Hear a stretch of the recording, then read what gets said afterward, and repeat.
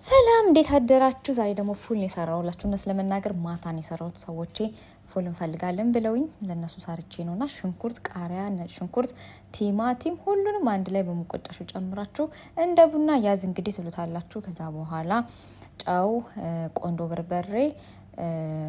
በርበሬ እንዲሁም ሚጥሚጣ፣ ከሞን እንዲሁም ደግሞ የድንብላል ቅጠል ቅስበራ ፓውደሩ ማለት ነው። እሱን ተጨምሩና አንድ ላይ ተቀላቀሉታላችሁ። ከዛ በኋላ ተሂኒያ ተጨምሩበታላችሁ ማለት ነው። ሁሉም ከቀላቀላችሁ ይሄኛው ማለት ነው ምን እንደሆነ አላቅም እኔ ሰሊጥ ይሁን ንግ ይሁን አላቅም፣ ብቻ ተሂኒያ ጣዕሙ ግን ይጎመዘል አለመጨመር ትችላላችሁ። ከዛ ደግሞ የወይራ ዘይት ተጨምራላችሁ።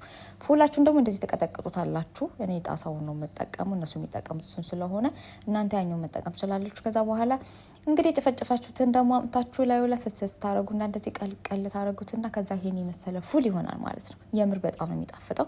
በነገራችን ላይ ማታ ሄጄ ሴትዮዋን ቪዲዮን ስላልጨረስኩኝ እንዳጨረሱብኝ እሺ ፉል ጠዋት ቁርሴን እበላለሁኝ አልኳት። በሳቅ ሞተች። ከዛ ፍሪጅ አስቀምጣልኝ ጠዋት አሙቄ እየበላሁ ነው ማለት ነው። ምክንያቱም ድጋሚ ቁርስ ለምሰራለሁ እንዴ እነሱ ከሰሩት ላይ ለእነሱ ከሰራሁት ላይ እንድበላ ማለት ነው።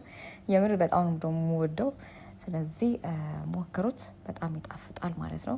ይሄኛው የጣሳው ከሌላችሁ ያኛውን ፉል መስራት ትችላላችሁ ማለት ነው። በተረፈ ቀናችሁን ኢንጆይ አድርጉት። ባይ፣ ደህና ዋሉ።